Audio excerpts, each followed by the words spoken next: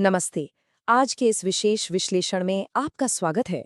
हम अक्सर समाचारों को अलग अलग हिस्सों में देखते हैं, है ना? कहीं कोई राजनीतिक धरना प्रदर्शन हो रहा है, तो कहीं बॉर्डर पर सिक्योरिटी को लेकर बड़े फैसले लिए जा रहे हैं। लेकिन क्या हो अगर ये सारी घटनाएं आपस में जुड़ी हों?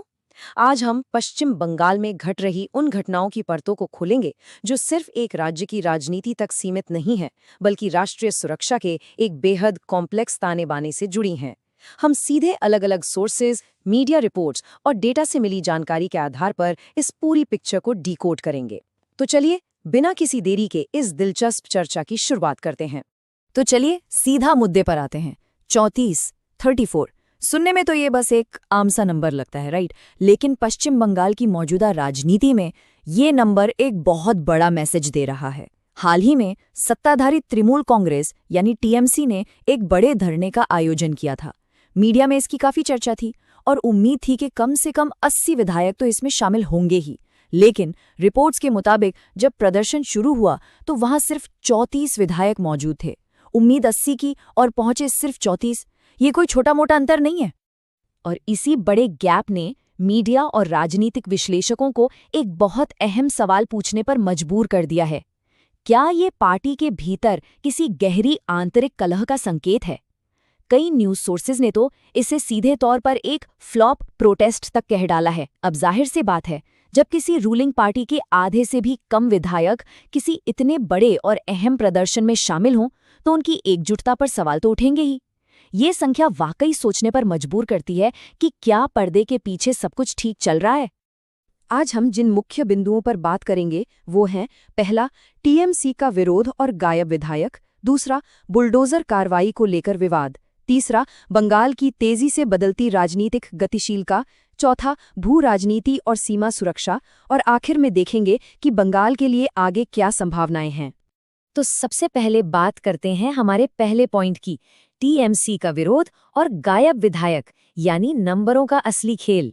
राजनीति में ना अक्सर ऐसा होता है कि जो बात बड़े बड़े भाषण नहीं कह पाते, वो आंकड़े कह जाते हैं।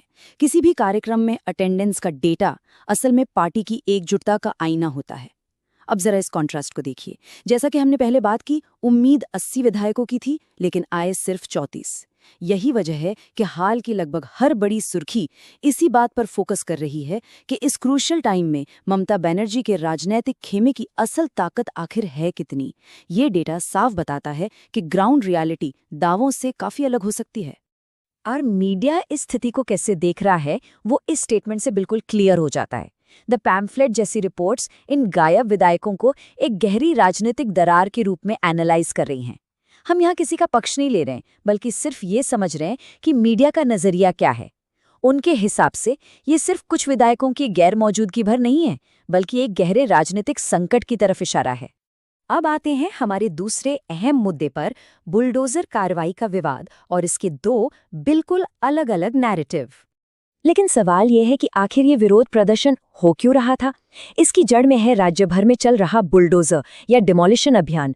और ये ना एक क्लासिक उदाहरण है कि कैसे एक ही घटना को दो अलग अलग राजनीतिक धड़ों द्वारा बिल्कुल ऑपोजिट तरीके से पेश किया जा सकता है। एक तरफ टीएमसी का एंगल है, जिनका कहना है कि ये विपक्ष की चुनाव के बाद की हिंसा है और उन्हें जानबूझकर टारगेट किया जा रहा है। वहीं दूसरी तरफ विपक्ष और कई मीडिया रिपोर्ट्स का क्या तर्क है, वो इसे अवैध निर्माण और भ्रष्टाचार के खिलाफ एक पूरी तरह से जायज प्रशासनिक कार्रवाई बता रहे हैं। दो अलग अलग पक्ष और सच्चाई की दो बिल्कुल अलग अलग कहानियां। और इस पूरे विवाद के बीच एक शब्द जो बहुत ज्यादा उछाला जा रहा है, वो है भाईपो टैक्स। रिपोर्ट्स के मुताबिक विपक्ष का आरोप है कि ये एक तरह की अवैध वसूली और एक्सटॉर्शन स्कीम है।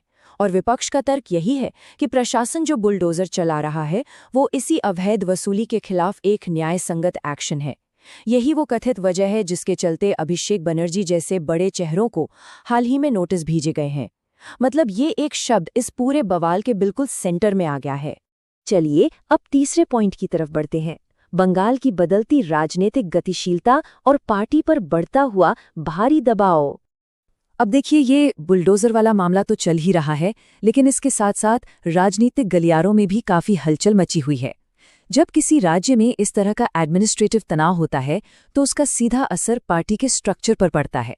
राज्य की लीडरशिप पर इस वक्त जबरदस्त प्रेशर है। कैसे? जरा इन घटनाओं को देखिए। निलंबित टीएमसी नेता रिजू दत्ता अचानक काफी मुखर होकर बयानबाजी कर रहे हैं। टीएमसी पार्षद देवलीना विश्वास ने हाल ही में केएमसी पद से इस्तीफा दे दिया। और तो और न्यूज रिपोर्ट्स में लगातार ये अफवाहें उड़ रही है कि शायद 8 टीएमसी सांसद पाला बदल ले। सोचिए, अगर ऐसा हुआ तो ये कितना बड़ा झटका होगा। और इन सब के बीच विपक्ष के नेता शुभेंदु अधिकारी बिना एक पल भी गवाए फटाफट अपने राजनीतिक दांव चल रहे हैं। ये सारी चीजें दिखाती हैं कि बंगाल की राजनीति में कितनी तेजी से शिफ्ट आ रहा है। अब जरा तस्वीर को थोड़ा बड़ा करते हैं। हमारा चौथा पॉइंट, भू राजनीति और सीमा सुरक्षा, एक व्यापक नेशनल परिदृश्य। लोकल पॉलिटिक्स से बाहर निकलकर अगर हम नेशनल लेवल पर देखें तो चीजें और भी इंटरेस्टिंग हो जाती है। देखिए, राजनीति कभी भी वैक्यूम में काम नहीं करती। ये इस बात का बेहतरीन उदाहरण है कि कैसे राज्य स्तर के फैसले सीधे इंटरनेशनल बॉर्डर पर असर डालते हैं। एक तरफ है सिलीगुड़ी कॉरिडोर, जिसे हम चिकन नेक भी कहती हैं। वहां हाईवे का अधिकार क्षेत्र अब केंद्र सरकार को सौंप दिया गया है। ये इलाका स्ट्रेटेजिक रूप से बहुत क्रूशियल है और इस फैसले का सीधा असर चीन के रणनीतिक हितों पर पड़ता है। और दूसरी तरफ बॉर्डर पर घुसपैठ को लेकर सिर्फ 12 दिनों में जो एक जबरदस्त क्रैकडाउन शुरू हुआ है, उसने हमारे पड़ोसी देश बांग्लादेश की भी चिंताएं बढ़ा दी हैं। तो समझ रहे हैं आप, ये अब सिर्फ बंगाल का मुद्दा नहीं रह गया है। इसके तार भारत, चीन और बांग्लादेश की जियोपॉलिटिक्स से जुड़ गए हैं। और बॉर्डर पे जो ये कार्रवाई हो रही है, उसकी स्ट्रैटेजी क्या है? हाल ही की सिक्योरिटी रिपोर्ट्स के मुताबिक ये 3D पर काम कर रही है: डिटेक्ट, डिलीट, डिपोर्ट। पहला स्टेप है बिना डॉक्यूमेंट्स वाले अवैध लोगों की पहचान करना, यानी डिटेक्ट। दूसरा स्टेप सरकारी रिकॉर्ड से उनके अवैध कागजात हटाना, यानी डिलीट। और तीसरा और आखिरी स्टेप उन्हें वापस बॉर्डर पार भेजना, यानी डिपोर्ट। बंगाल बांग्लादेश सीमा पर प्रशासन का ये इतना सख्त रवैया सच में एक बहुत बड़ा बदलाव है जो पहले इस स्केल पर कभी नहीं देखा गया। तो अंत में बात करते हैं हमारे आखिरी पॉइंट की। बंगाल के लिए आगे क्या? इस पूरी पिक्चर का असली मतलब क्या है? इतनी सारी जानकारी और इन सभी कड़ियों को जोड़ने के बाद सबसे जरूरी बात यही है कि हमें रोजमर्रा की राजनीतिक हेडलाइन से थोड़ा आगे देखना होगा। तो जो सबसे बड़ा सवाल उभरकर सामने आता है वो ये है कि क्या टीएमसी